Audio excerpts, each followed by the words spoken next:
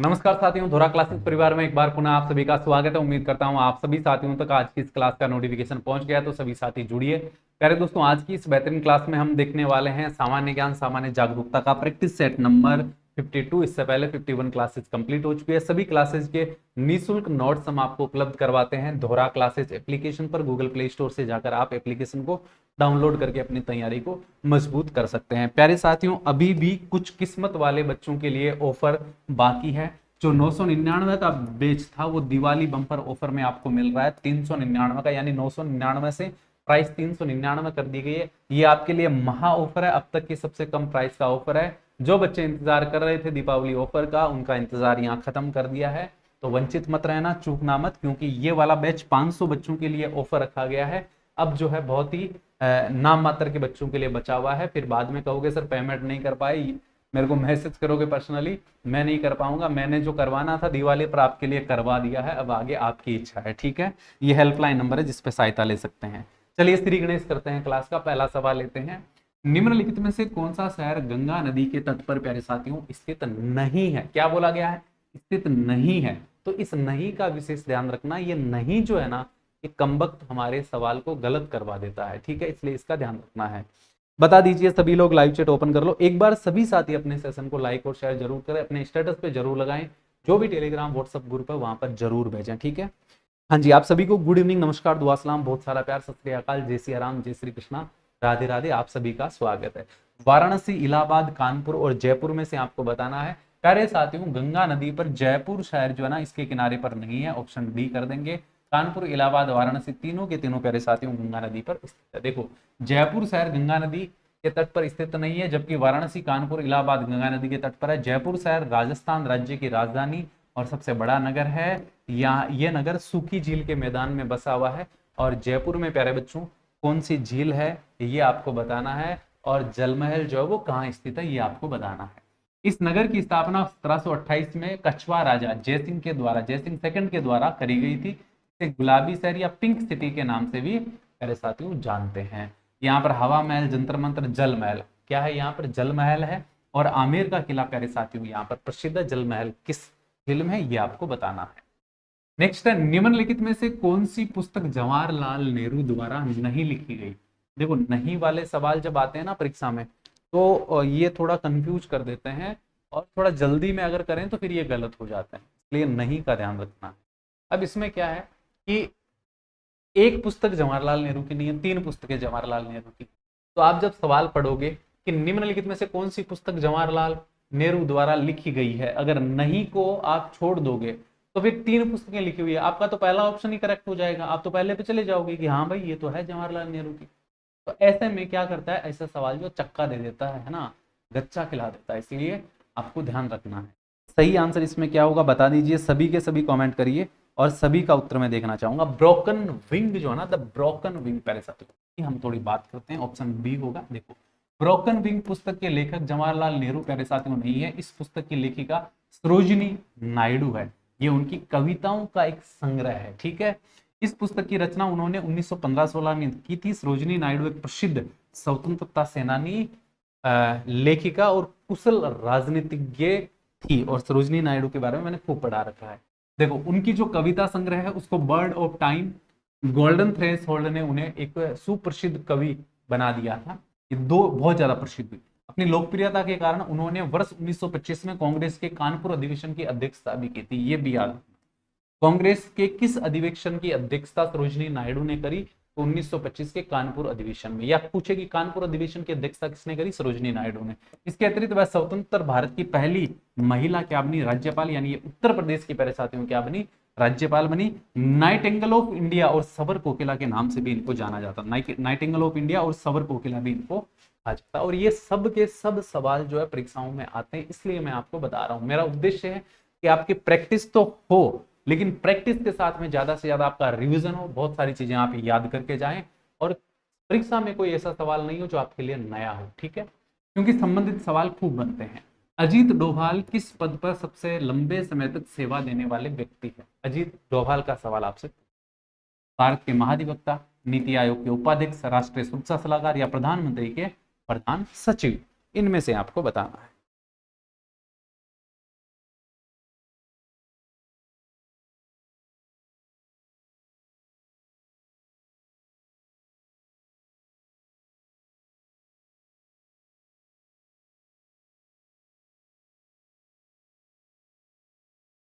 कौन सा पद? अरे सब जानते हैं, अजीत डोभाल को कौन नहीं जानता। राष्ट्रीय सुरक्षा सलाहकार के पद पर यह सर्वाधिक लंबे समय से बने हैं। देखो, भारत सरकार के एक आदेश के अनुसार अजीत डोभाल को तीसरी कार्यकाल के लिए राष्ट्रीय सुरक्षा सलाहकार के रूप में नियुक्त किया है। कैबिनेट की नियुक्ति समिति ने 10 जून 2024 को यह नियुक्ति प्रदान करी है। करंट अफेयर का सवाल है, डोभाल सबसे लंबे समय तक सेवा देने वाले क्या बने हैं? एनएसए बने हैं। और डोभाल को पहली बार 2014 में प्यारे साथियों इस पद पर नियुक्त किया गया था। तो 2014 से लेकर लगातार ये तीसरे कार्यकाल के लिए बने हुए हैं, सेवारत है।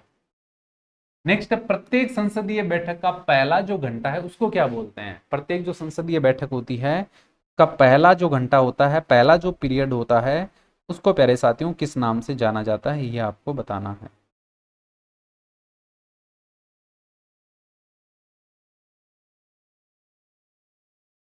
आपको दिया है व्यवस्था का प्रश्न, धन विधेयक पर चर्चा, प्रश्नकाल या शून्यकाल, इनमें से आपको बताना है।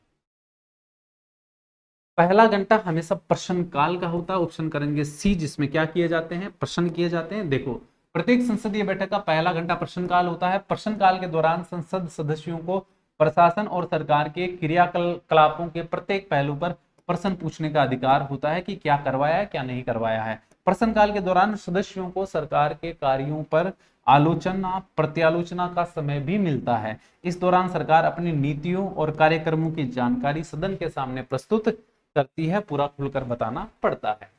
नेक्स्ट, भारतीय संविधान के किस अनुच्छेद के तहत किसी राज्य में राष्ट्रपति शासन लागू होता है? राष्ट्रपति का शासन किसी राज्य में लागू होने के लिए अनुच्छेद कौन सा है, ये आपको बताना। बहुत अच्छा सवाल है, ये सवाल जो है बहुत बार परीक्षा में आप लोगों से पूछा जाता है, इसलिए ऐसे सवालों को बहुत अच्छे से आपको करना है, ठीक है।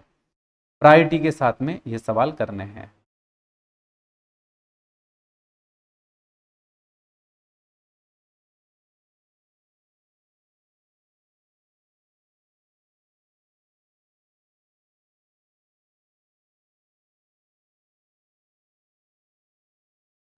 अनुच्छेद 356 जो बच्चे कह रहे हैं बिल्कुल सही आंसर हो जाएगा। अनुच्छेद 356 के तहत जो है किसी भी राज्य में राष्ट्रपति शासन लागू किया जा सकता है। भारतीय संविधान में अनुच्छेद 356 के तहत किसी राज्य में राष्ट्रपति शासन लागू किया जा सकता है। इस अनुच्छेद के तहत यदि किसी राज्य का संवैधानिक तंत्र असफल हो गया हो तो वहां राज्यपाल की रिपोर्ट के आधार पर राष्ट्रपति शासन प्यारे साथियों लागू किया जाता है। राष्ट्रपति शासन के समय राज्यपाल राज्य का वास्तविक प्रमुख होता है, ये आपको प्यारे साथियों ध्यान रखना। नेक्स्ट, निम्नलिखित में से कौन सी बराक ओबामा की आत्मकथा है? बराक ओबामा जो अमेरिकी पूर्व राष्ट्रपति है उनके बारे में पूछा है। और मैंने जब आपको प्यारे साथियों इंपॉर्टेंट बुक्स एंड ऑथर्स करवाए थे, मैंने जब आपको पुरस्कार प्राप्त पुस्तकों के बारे में पढ़ाया था, तब मैंने आपको बराक ओबामा की पुस्तक के बारे में भी बताया था। अपनी बैच वाली क्लास में आपने देखी है, तो ये सवाल आप गलत नहीं करोगे।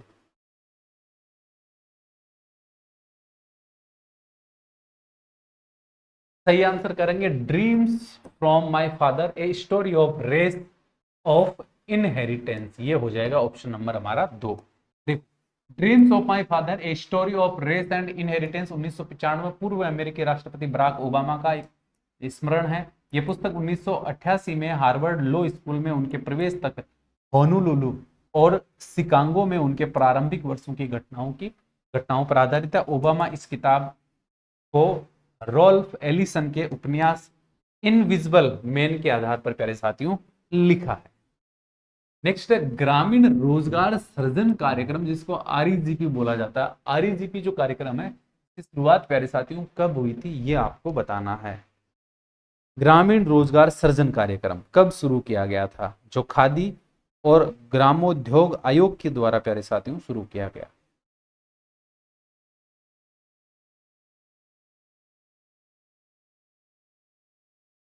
चलिए बता दीजिए सभी। 1995 जो कह रहे हैं, 95 जो कह रहे हैं, ऑप्शन एक उनका बिल्कुल सही है। देखो, खादी और ग्रामोद्योग आयोग के VIC जो है ने 1 अप्रैल 1995 को ग्रामीण रोजगार सृजन कार्यक्रम REGP शुरू किया। इसका उद्देश्य देश के ग्रामीण क्षेत्रों में KVI क्षेत्र के तहत 2 मिलियन नौकरियों का क्या करना, सृजन प्यारे साथियों करना, इसका मुख्य उद्देश्य। यामिनी कृष्णमूर्ति किस शास्त्रीय नृत्य शैली के लिए प्रसिद्ध है, ये आपको बताना है। यामिनी कृष्णमूर्ति का सवाल आप लोगों से पूछा।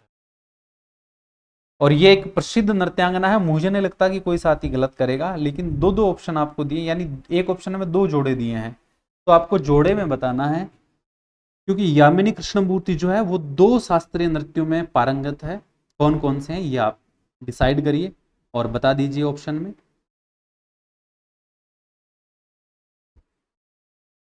मोहिनीअट्टम और मणिपुरी नहीं है प्यारे साथियों, भरतनाट्यम और कुचिपुड़ी है। ऑप्शन एक ही हो जाएगा। देखो, यामिनी कृष्णमूर्ति भरतनाट्यम और कुचिपुड़ी की एक भारतीय नर्तकी है, जिन्हें 1977 में संगीत नाटक अकादमी पुरस्कार से सम्मानित किया गया। उन्हें पद्मश्री 1968 में, पद्म भूषण 2001 में और पद्म विभूषण 2016 में प्यारे साथियों मिला था। ये आपको ध्यान रखना। नेक्स्ट है, किसे हाल ही में दोबारा प्रधानमंत्री नरेंद्र मोदी का प्रधान सचिव नियुक्त किया गया? दोबारा से मोदी जी का प्रधान सचिव है, यानी इनकी नियुक्ति हुई है प्रधान सचिव के पद पर। तो आप अपॉइंटमेंट्स वाले सवाल, नियुक्तियों वाले सवाल जरूर पढ़ लेना प्यारे साथियों। करंट अफेयर में ये एक अच्छा टॉपिक होता है, महत्वपूर्ण नियुक्तियां। ठीक है, मैं आपको जरूर पढ़ाऊंगा करंट अफेयर की क्लास के अंदर ये, लेकिन महत्वपूर्ण है, आपको जरूर ध्यान रखना है। दोबारा से प्रधानमंत्री के सचिव कौन बने हैं?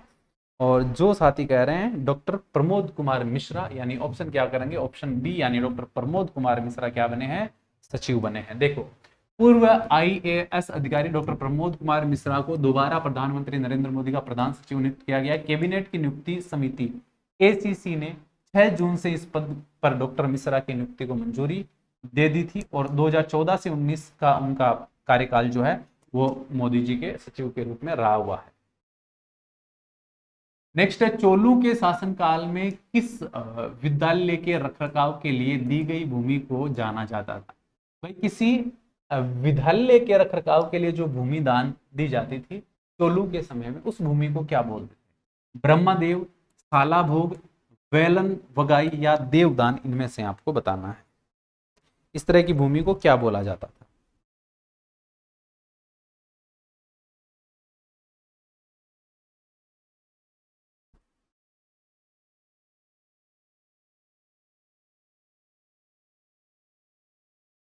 सालाभोग। सालाभोग ऑप्शन नंबर 2 सही है। सालाभोग नाम की जो भूमि है वो विद्यालय के रखरखाव के लिए, देखभाल के लिए दी जाती थी। देखो, चोल शासन काल में दी जाने वाली भूमिका नहीं है, भूमियों के अनुदान निम्नलिखित है ना। देखो, ब्रह्मदेव जो है ब्राह्मणों को अनुदान में दी गई भूमि, देवदान मंदिरों के रखरखाव के लिए दान दी गई भूमि, और तो हो गया। और उसके बाद में जो है आपका साला दान, जो है आपका साला भोग, साला भोग जो है वो आपका दिया जाता है। देखो, आप भी गए आगे। वेलन बगाई जो है ये गैर ब्राह्मणों और किसानों को दी गई भूमि, और पल्लीचंद ये जैन संस्थानों को दान में दी गई भूमि, और साला भोग विद्यालय या शैक्षणिक संस्थानों को दान में दी गई भूमि। तो ये साला भोग, पल्लीचंद, वेलन बगाई, ये इस प्रकार का भूमि दान हुआ था, हुआ करता था चोल राजवंश के अंदर। ठीक है, निम्नलिखित में से कौन तबला वादक नहीं है?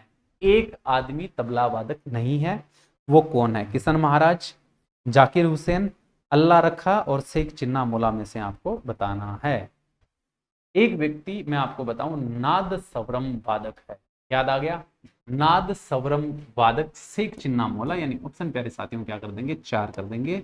देखो, शेख चिन्ना मोला जो है महान नाद सवरम वादक है, अलग ही है, इनको याद रखना। निम्नलिखित में से किसने महात्मा गांधी को महिलाओं को नमक सत्याग्रह आंदोलन में भाग लेने की अनुमति देने के लिए सहमत किया? महिलाओं को नमक सत्याग्रह आंदोलन में भाग लेने के लिए सहमत करने की जो अनुमति देने के लिए सहमत किसने करा था? इनमें से बताओ, क्योंकि गांधी जी ने बोला कि महिलाओं को नमक सत्याग्रह में भाग नहीं लेना है, तो किसने उनको इस बात के लिए एग्री कर दिया, सहमत कर दिया? ये आपको बताना है।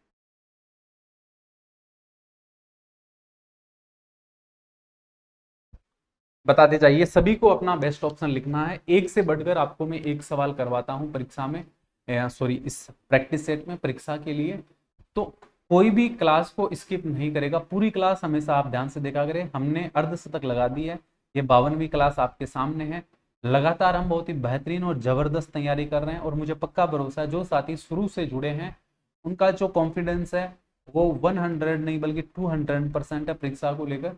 अब जो है उनका जो प्रैक्टिस सेट है वो जबरदस्त जाता है। आप सवालों को बना पा रहे हो, आंसर दे पा रहे हो, ऐसा मुझे पूरा भरोसा है, क्योंकि मैं खाली प्रैक्टिस नहीं करवाता हूँ, खाली एक ऑप्शन पे टिक नहीं करवा के जाता हूँ। मैं कोशिश करता हूँ, मैं इसलिए मेहनत करता हूँ कि मैं ज़्यादा से ज़्यादा आपको याद करवा के जाऊँ। तो सवाल के साथ में जो भी मैं इंपॉर्टेंट आपको फैक्ट्स बताता हूँ, जो रिलेटिव क्वेश्चंस बताता हूँ, वो बताने का एक ही मेरा उद्देश्य है कि मैं ज़्यादा से ज़्यादा याद करवा सकूँ और आपकी तैयारी को आसान बना सकूँ, आप लोगों में आत्मविश्वास में पैदा कर सकूँ। ये मेरा उद्देश्य है। इसलिए आपको पूरी क्लास को हमेशा पूरा ध्यान से देखना और हमेशा हर सवाल का आपको मेरे साथ में जवाब देना है। यहाँ पर जो सही आंसर है वो जो साथी कह रहे हैं सर कमला देवी चट्टोपाध्याय, बिल्कुल सही हो जाएगा। देखो इसकी बात करते हैं। कमला देवी चट्टोपाध्याय ने महात्मा गांधी को नमक सत्याग्रह में महिलाओं की भागीदारी की अनुमति देने के लिए सहमत किया। उन्हें व्यापक रूप से भारतीय स्वतंत्रता आंदोलन में गिरफ्तार होने वाली पहली महिला के रूप में जाना जाता है। ये जो महिला है ना कमला देवी चट्टोपाध्याय, माना जाता है ये स्वतंत्रता आंदोलन में गिरफ्तार होने वाली पहली महिला है, पहली महिला कैदी बनी थी ये। प्राचीन भारत में महाजनपदों के शासक फसलों की उपज की दर से कर वसूलते थे। दर का भाग आपको बताना है, किस दर पे वो महाजनपदों के शासक जो है, महाजनपद आपको आप सबको पता होना चाहिए और उनकी व्यवस्थाओं के बारे में भी सवाल आता है। 1/6 भाग याद रखना प्यारे साथियों, ऑप्शन 3 होगा जिन बच्चों ने लिखा। देखो 1/6 भाग जो है ना, 1/6 भाग की दर से वो कर वसूलते थे महाजनपद काल में। महाजनपदों के काल में फसलों पर कर राजस्व का सबसे महत्वपूर्ण क्या था, स्रोत था। यानी आय जो है वो शासकों को कृषि के ऊपर जो राजस्व कर लगाया जाता था फसलों पर, उसी से होती थी। आमतौर पर जो उत्पाद किया जाता था उसका 1/6 भाग कर के रूप में लिया जाता था और इसे भागा भागा के नाम से जाना जाता था। इसको क्या बोलते थे, भागा। तो आपसे पूछा जाए कि महाजनपद काल में फसलों पर लिए जाने वाले कर को किस नाम से जाना जाता था, भागा आपको याद रखना है, ठीक है। नेक्स्ट है ग्लोबल जेंडर गैप इंडेक्स 2024 में भारत की रैंक क्या है, ये आपको बताना। परीक्षा को लेकर, एडमिट कार्ड को लेकर, परीक्षा तिथि को लेकर हमने बात करी है, क्या ज्यादा पढ़ना है, कम समय बचा है, सारी बातें मैंने आपको एक छोटे से वीडियो सेशन में बताई है। आपने वो वीडियो नहीं देखा है तो 3-4 रोज पहले का वो वीडियो आप जरूर देखिएगा, वहां से आपके सवालों का जवाब आपको मिल जाएगा। हाँ, इसका बता दीजिए सभी लोग। ग्लोबल जेंडर गैप इंडेक्स 2024 में भारत की रैंक क्या थी। ये रैंकिंग का सवाल भी परीक्षा में आता है, इसलिए सभी तरह की रैंकिंग करंट अफेयर के अंदर आपको पढ़नी है, मैं आपको पढ़ाऊंगा भी, ध्यान रखना। सही आंसर हम इसमें क्या करेंगे, 129 करेंगे, यानी ऑप्शन हमारा डी वाला बिल्कुल क्या हो जाएगा, सही answer. Global gender gap index में भारत की रैंक 129 है। देखो विश्व आर्थिक मंच WEF ने हाल ही में ग्लोबल जेंडर गैप इंडेक्स 2024 की रिपोर्ट पेश की। पिछले साल की तुलना में भारत इस साल 2 स्थान नीचे खिसकर 129वें स्थान पर आ गया है। आइसलैंड ने इस साल भी अपना पहला स्थान क्या रखा, बरकरार। तो सबसे कम जो जेंडर गैप है वो आइसलैंड में है। भारत के पड़ोसी देशों की बात करें तो भारत से पहले बांग्लादेश 99, नेपाल 111, श्रीलंका 125, भूटान 124 और पाकिस्तान प्यारे साथियों 145वें स्थान पर है। ये भी आपको साथ में देख लेना है, भारत के पड़ोसी देशों से तुलना आप कर सकते हो। प्यारे साथियों आप सभी के लिए जबरदस्त ऑफर दिवाली का चल रहा है, माँ लक्ष्मी का आशीर्वाद आप पर है। तो 999 की जगह मात्र और मात्र 399 में अपने घर वालों का अपना पैसा बचा लो, इसका लाभ उठा लो, क्योंकि इसमें सब कुछ है। 1 साल की वैलिडिटी के साथ में टेस्ट सीरीज भी आपको मिलेगी, लाइव क्लासेस मेरी आपको मिलेगी, साथ में आपको इंपॉर्टेंट क्वेश्चंस भी प्रोवाइड करवाएंगे। तो शीघ्र अतिशीघ्र इसको ज्वाइन करके अपनी तैयारी को मजबूत, शानदार और जबरदस्त बनाएं। अब नहीं चूकना है, अब उतना समय नहीं बचा है कि आप इंतजार करें किसी और ऑफर के लिए, क्योंकि इससे बड़ा ऑफर नहीं मिलेगा, ये सबसे कम प्राइस का ऑफर है। तो आप जरूर ज्वाइन कर लें, कंप्लीट आप यहाँ से अपनी तैयारी को करें।